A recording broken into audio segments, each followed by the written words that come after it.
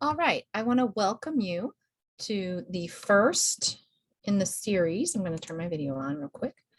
The first in the series of Beyond High School. So we had an in-person version of this earlier, or actually last week. And what I wanted to do is go ahead and record a version. I tried to record it earlier and it didn't quite work out. So I'm going back and redoing this for those of you who want to watch this later. So we're going to go ahead and go through the same PowerPoint that I went through last week with the folks that were here in person. And if you have any questions, you can get a hold of me and call the office 812-829-5020, or you can email me at jlabrell, so that's JLABRELL at purdue.edu. Okay, awesome. So we are here to talk about plans for life after high school. Okay, so I will go ahead and pull up. I'll go ahead and share my screen. I can get that shared for you. I'm going to go here, share, and I'm going to go to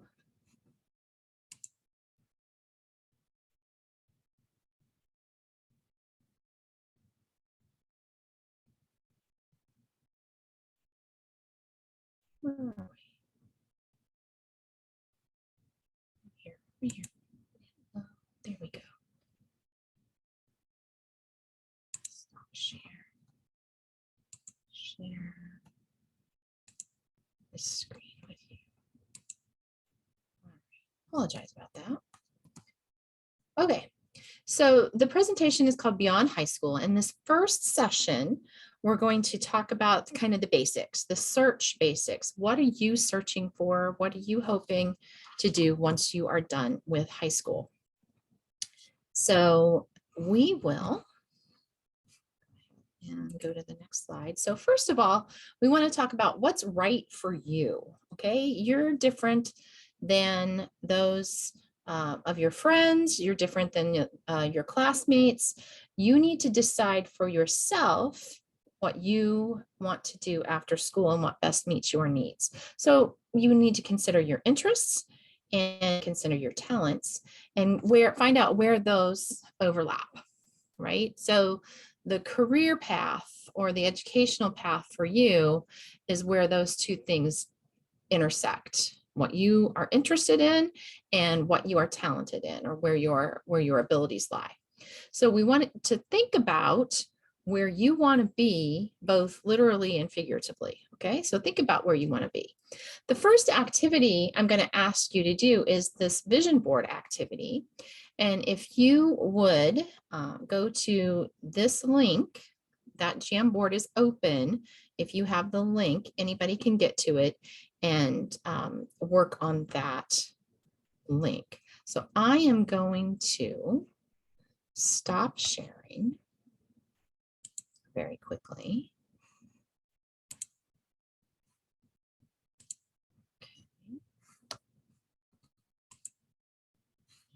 We're going to come back and share the Jamboard screen. Okay, so you can see here, this is the first page of the Jamboard. And what I want you to think about as you are completing your own vision board, and you can do this just on pen and paper if you'd like, but some things that you want to kind of think about is where I'll be 5 years from now, where I'll be 10 years from now. So we kind of started this with the group that was here. We didn't go very far because I wanted them to do it on their own, not take up a lot of time during the presentation to do it. But we did, I did show them how to do some of these Post-it notes. So one of the answers to where I'll be in 5 years was I'm going to be in college. So we made a Post-it note of that and put it here. Another question I want you to think about is where you're going to be 10 years from now. And so someone mentioned, okay, I'm going to be working in landscaping. So what I want you to think about in life 5, 10 years from now What is, how are you going to get there? What are your must-haves? What do you have to be happy with the life you've got? Or those things that it would be really nice if I could have that, but it's not absolutely necessary to making me happy. And what your big visions are. So think big. What are kind of your big picture of what that's going to look like? I want to, what area of the country do you want to live? Do you want to stay in Indiana? Do you want to have a family? Do you want to travel? What are some bigger visions for you? And then think about the ways you're going to get there. So what kinds of things do you need to do to get to these points in your vision? So what kind of education do you need to have? What kind of finances do you need to have? What kind of tools or other things do you need in order to get there? And what changes can you make now that can lead you in the right direction? So all of these are things that you need to be thinking about. So I'm going to say for must-haves. So if you haven't ever worked on Jamboard before, over here on the left are some tools. So I'm going to click on the sticky note tool so you can see it comes up, and you can choose a color. I'm going to just choose pink, and I'm going to answer the question of what must-haves. So what might be a must-have for you? So I must, I'm gonna live in Indiana, right? It has to be here. Okay, it might be different for you, right? So then you can take that Post-it note and come down here, and you can put it right here. You can make it tilt a little bit if you want. You can do whatever you want with that. But that gives you an example on how to use those Post-it notes. Okay. Then the second page here, I just started an example vision board. I want you to make your own, and you can add pages, right? You can go here and add a third page and start working on that page. This is just a sample. So if you would like to put one up here on the public Jamboard, you can do that, or you can do your own. Like I said, you can do your own Jamboard, or you can do a paper and pen version. But here are some more examples of what your vision board might include. I want to have a dog. I want to make new friends. I want my own apartment in 5 years. I want to move to a city. I want to work designing websites. I want to travel. So what are the things that you want? Some elements of a vision board. Because it's a vision board, you want something nice and visual, good to look at, things that are going to remind you of your goals, right? So pictures, pull pictures off. If you're doing this paper and pencil, you can cut pictures out of magazines or other things and put them on your Jamboard. A lot of people will put their vision board in a very prominent place. So if you have a desk at home, you can put it above your desk where you're always going to look at that and know, okay, these are my goals, and that's to remind me. I'm going to see this every day. It's reminding me of what I need to do, what my direction is, and how I can get there. Okay, so that's an excellent example of vision boards. So I'm hoping someday to do a full workshop on vision boards, because I think they're really important in setting your goals and seeing a visual tool to help you get to those goals. Okay, so we are going to go back and share this again. Okay. We're not going to do the Slido quite yet, because we had some Slido polls that we did in the in-person one, and I'm not going to do those, but we'll come back to Slido at the very end. So now I want to talk about different kinds of schools. So different kinds of education options for you when you leave high school. So when we talk about vocational or technical schools, for instance, that's a program or a certificate that's going to be usually 2 years or less. You might earn an associate's degree, and it's likely trade focused. So someplace like maybe a Lincoln Tech. 2-year institutions. So you're going to earn a certificate or an associate's degree at an institution like this. And a lot of times you might be just beginning a transfer path to a 4-year institution. So community colleges like Ivy Tech or two-year university like Vincennes are good examples of a two-year institution. Then your four-year institutions, these are what most people think of when they hear the word college, right? So this is a traditional four-year institution. Most people, when you hear the word college, this is what pops into their head, okay? The reason I'm showing you this slide is to understand that college is not that narrow. There are a lot of other definitions of what college or post-secondary education can be. So there are choices for you. There are options. Not everyone wants or needs to do a four-year college degree, right? But at a four-year institution, you can earn a bachelor's degree. That's what a four-year degree is called, a bachelor's degree. And schools like Purdue University, Butler University, IU, Indiana State, University of Southern Indiana, all of those are four-year institutions. So the question a lot of times is, but I don't really want to go to school after high school. I'm done. You know, I don't want any more. What I want to make sure you understand is that continuing education, not just high school, but continuing after that is really important to you in all areas. But it doesn't necessarily have to be what we think of as school, right? Continuing education can mean a lot of different things. You're going to be a lifelong learner. You're going to be continuing to learn all through life. Things change. Think about how technology has changed over time. And if you didn't continue to learn, you wouldn't know how to use a lot of the technologies, right? Like we're using Zoom. I'm using Zoom to record this. This is not something I knew how to do 2 years ago. And then COVID hit and we were required to change the way we taught. And I very quickly learned not only Zoom, but other avenues to teach in a virtual environment. So that's what it means to be a lifelong learner. I'm a whole lot older than most of you that are going to be viewing this, and I'm still learning as well. So it's important to know that this is something you'll be doing for a lifetime, even though you may not be in a classroom setting. So the traditional college experience it may not be for you, right? So you want to look for different things. So if you're thinking of going right into the workforce after high school, what does it have to offer you? You want to look for opportunities where you can advance, things that offer that continuing education as part of your job. So it might be on-the-job training programs or apprenticeships, right? Military is definitely an option. They do a lot of great training on a lot of different career areas in the military. So you want to talk to a recruiter and be very honest about what your goals are. Right? So military is a very viable option for a lot of people. It's also a great option to help you pay for continuing education if you're concerned about how you're going to pay for that. And we'll talk more about that in a later session. But the military is a great option for a lot of people. And then some kids, right? Some are not ready to really jump full force into adulting. Okay, so they might want to think about gap year possibilities is the gap year term.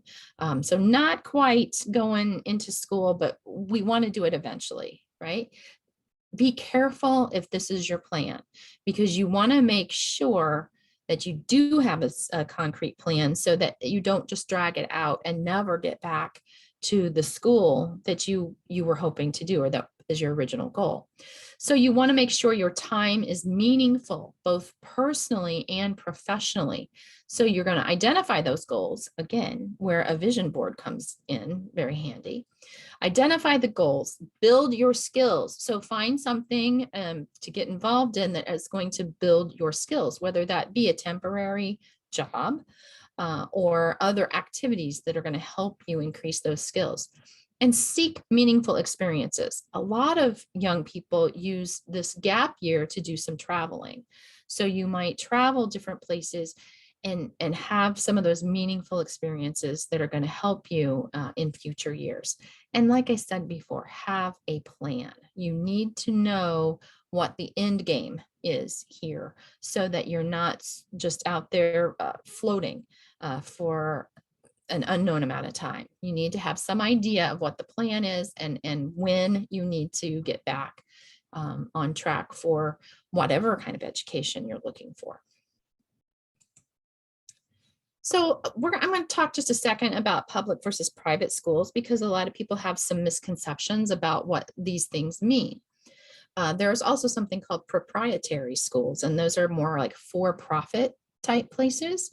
But basically a public institution, that's going to be a school like a Purdue or an IU that is supported by state government. So a lot of how things are paid for comes out of the state budget directly to those state universities. Typically, they're going to be less expensive than a private school, and that's because they are supported by tax dollars. In-state students typically will pay a lower tuition rate at a public school, and that's because it's coming from those state tax dollars. So your parents have been paying Indiana state taxes for quite some time. Those are the taxes that are supporting the state university. They're investing not just in you, but in all young Indiana people who attend these public universities. So someone from out of state or a foreign student is going to pay a higher rate typically at a public university. And typically there's quite a wide variety of opportunities available, both academically and socially, at these private or at these public schools. And that's simply because of their size. A lot of times the public universities are much larger than some of your private universities. On the flip side, private institutions are funded typically by private endowments and student tuition and donations. So they are not getting the public money, which means that sticker price is going to be higher. So, but don't get sticker shock there. We're going to talk 2 sessions from now about scholarship and financial aid and how that plays into whether or not you need to keep those private schools in your list of options if you're interested.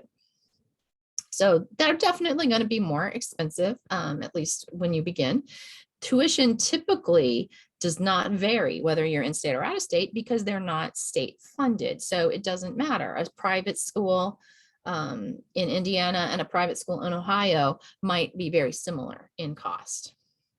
And a lot of times your private institutions are a lot smaller and a lot more intimate. Not always, but a lot of times they're going to be much smaller than your large state-funded campuses. Okay. So I talked about at the beginning how it's important to know what your interests are. And so there are lots of great interest assessments out there that will ask you questions about the types of things you're interested in, and then match up career areas that go along with your interests. So I've listed here some good examples. Okay, so Indiana Career Explorer, and I'm going to show you their website here in a little bit. Right now, the state of Indiana is switching vendors for Indiana Career Explorer. So it's not available right now, but it should be in a matter of weeks, according to the website. But I do recommend that one, whoops, once it gets up and running. Anything based on the Holland codes, I'm going to talk about that here in just a second, but that's a very simplistic map of where interests fall. There are 6 different areas and divided by where your interests fall and different career paths that you can take. And then Myers-Briggs assessments are another one, and they're a little more complicated than those that are strictly based on the Holland diagram. And a lot of times counselors and academic advisors will use these types of assessments to get a more clear picture of exactly where you want to go. So I'm going to show you this. This is an example of a Holland diagram, and they're called Holland codes because a man named Holland first came up with this way to categorize where people's interests fall and the types of careers that they might be interested in. So if you look at this hexagon here, you can see they fall into 6 categories. So social, conventional, artistic, investigative, enterprising, and realistic are the terms that Mr. Holland identified. And then you can see the types of jobs So things that are helping, things that are organizing, people who are creative, the ones who like to think things through, and those who persuade and those who do, okay, are the different types of careers that your interests might lead you to.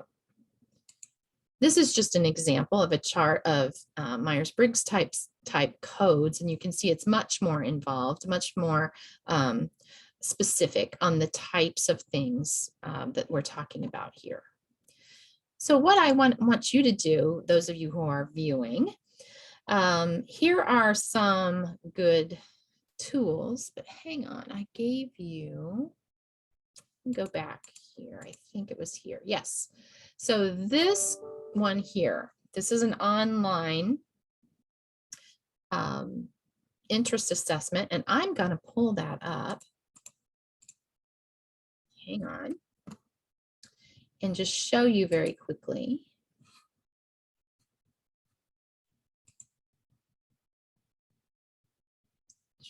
Here we go.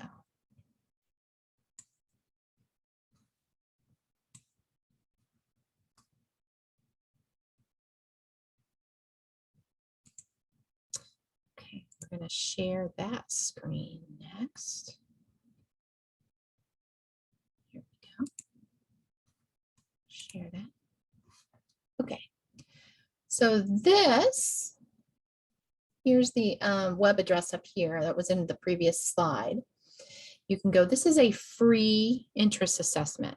Now, I want to caution you, if you Google interest assessments, what I want you to look for are ones that offer you free tools.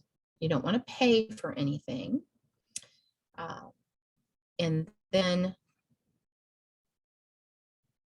ones that will give you an instant results, not anything that you're going to have to purchase or look for elsewhere or have them, you know, start sending you stuff, right? You don't want to do that. You don't want to put your private information out there for people to connect you with who you are, right? But there are some that are good, that are free and don't have any identifying information attached. And this is one I do recommend. So you can go through here. You can see this is a Holland Code quiz. It's asking you to just check those that you agree with. And it says, are you? And then it'll finish the sentence with different things. So like helpful, are you able to operate tools and machinery? Are you sociable? Are you methodical? And you would click all of those, right, of the ones that apply to you, okay? And then it will say, can you, so what are your abilities, right? Can you sketch, draw, or paint? Can you use a computer?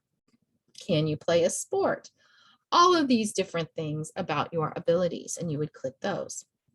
And then down here, do you like to? So not necessarily can you, right? Or do you do it well, but do you like to explore ideas? Do you like to keep detailed records? Do you like to be outdoors? Do you like to play team sports? Do you like to participate in meetings? So all of these things that you enjoy, you would click. And then you can see down here, you're going to submit your answers and get your code, and it will automatically come up with results based on how you've answered. And you will see an outline of some different possible career paths that might interest you. Now, also remember, I'm going to stop sharing here.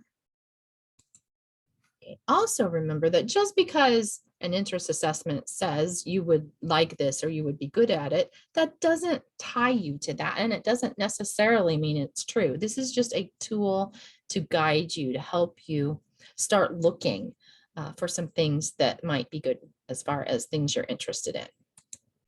Okay, so we're going to go back.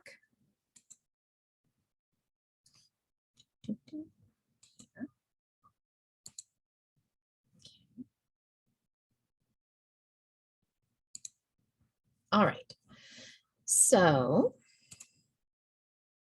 what I want you then to think about there's other sites here. That's what this one is here. So for the college search. So once you have kind of some idea about the types of things that you're interested in most, there are some other tools online that are going to be very helpful. So again, I'm going to share with you some of those. So let's go. I think I was, that is not.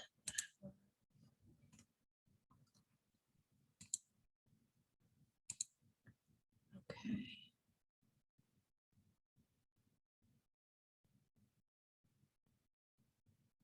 Okay, here.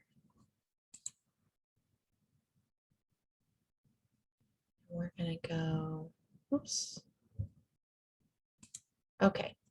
So this is the College Board site. So if any of you that have already taken your SATs, you're going to be familiar with College Board. And one of the things they offer is called Big Future, and it's a search tool. So you can look through here. You land on this page. So college search, collegeboard.org.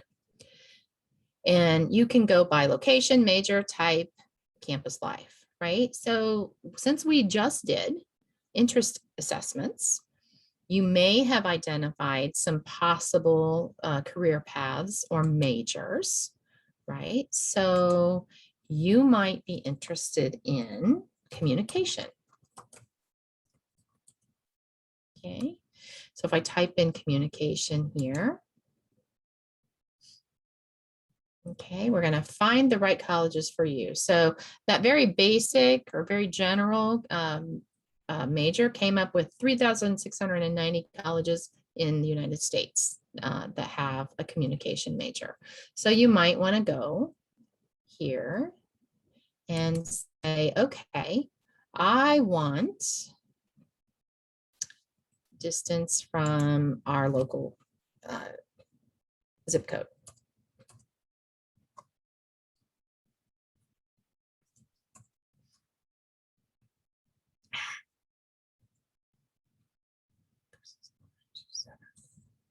Minus 46427. And let's say within 200 miles.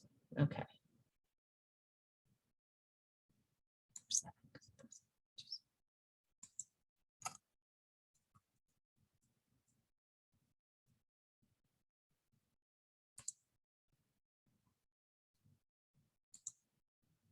Why I was doing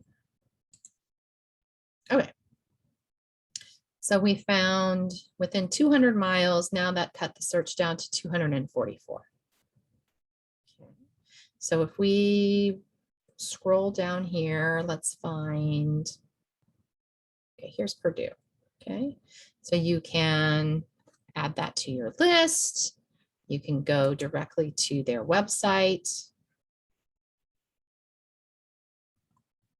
Okay, here, and it'll have the link here. It'll take you to their sites.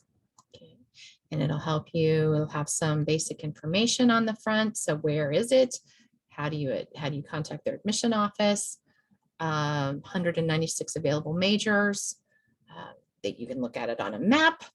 There's all kinds of things you can find right here and then go directly to their website. So here's quick facts. This is obviously Purdue is a large campus, 33,000 plus undergrads, about 8,000 freshmen, 82% graduate within 6 years. That's a good number to know, right? So if you want to be assured you're going to be able to finish in 4 years or less, you want this number to be higher, right? What is the average financial aid package? That's also a good number to know for reasons of paying for college, right? So we're going to stop sharing there. I am going to actually, we're going to go back to that. And then find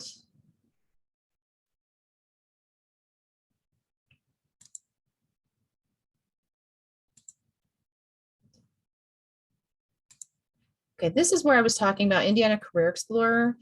Right now is under construction. So if you type in indianacareerexplorer.org, you're going to land on this page, and it tells you here that it's expected to go live within the next 2 or 3 weeks, and then it will continue to be free. So again, they're warning you, don't pay for stuff online for career or interest exploration. You want to look for the free ones. There's no need to do that. And if you have any questions on what is good or not good, if you want to ask me, I can help look at that for you. So I want to go to Learn More Indiana. Okay. So Learn More Indiana is an excellent Indiana website. So you want to you can go here and look at different things. So you can plan your career, prepare for college. Here's a good button for you. So you want to find the college for you, right? Here it talks about applying to schools, choosing a school, degree options. All of these things are going to be helpful for you. So next time, the next one of these workshops is going to be focusing specifically on applying to schools. And I encourage you to come to that. It is on Wednesday, the 29th of September at 6:30 here at the Extension office. I encourage you to come in person. We're going to have an admissions representative from Franklin College will be here, and he's going to give you the perspective of an admissions officer on what he looks for in admission applications. I've asked for a couple of other reps to come and join us either in person or on Zoom so that they can give you some perspectives from other types of schools as well. Because I'd like to get someone from Vincennes or Ivy Tech in here to talk to you about the 2-year schools. And I'd like to get someone from a large public university to come as well to talk about that. Last year when we did this series, I had 2 folks on, one gentleman from Purdue and one from Ivy Tech, and they were both very helpful to those who participated on how to write the personal statement. There's going to be a personal statement on a lot of your applications. They talked a lot about that. They talked a lot about what they're looking for in terms of test scores, activities that you've been involved in, honors you've received, all of those things. Are they important? Are they not important? What do they look for? How do they weigh those things? Bring those questions to the next session, and please, please, please come in person because you get so much more from the in-person workshop than you do just viewing this, because you get to ask questions. You get to sort of guide what we talk about if you are here in person. So I am going to stop here and ask you to do one more thing. So let's go back to my PowerPoint.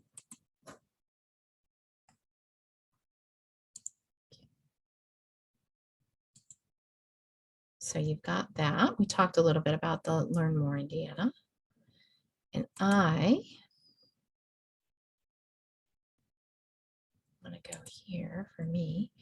We're going to go here. So if you see this QR code on your screen, you can use that or this link to go to a Slido page. And this will take you to a word cloud prompt. And this is how I'm evaluating this program. So if you're viewing this recorded session, what I want you to just type in is, what did you find most interesting today? And what did you learn today? So answer those 2 questions, and you can put in more than one answer. You can put in several. And then at some point I will go back and share that word cloud with people to show everyone what they learned and what you found most interesting. More importantly, this will help me decide how to improve or change this presentation for the future, so that it's more helpful to young people. We spent over an hour at the in-person session talking about these things, and we are just now past half an hour in the recorded version. So you can imagine we had opportunity to have good discussion at the in-person workshops. So I very much encourage you to come to these future workshops in person so that we can have that conversation. You can get your specific questions answered. If you have questions after watching this today, feel free to contact me by email or call at the office. So 812-829-5020 is the phone number here at the office, or you can contact me by my email, jlapril@purdue.edu. So until then, I'm going to go ahead and end this. And I want to say thank you for taking the time to watch this. And please, please, please, in session 2, as I said, talks about the application process, and we're going to talk to actual admissions officers so you can get questions answered about what your college applications need to look like. Session 3, and that date for that is October 27th. Again, on a Wednesday night at 6:30 here in the office, October 27th.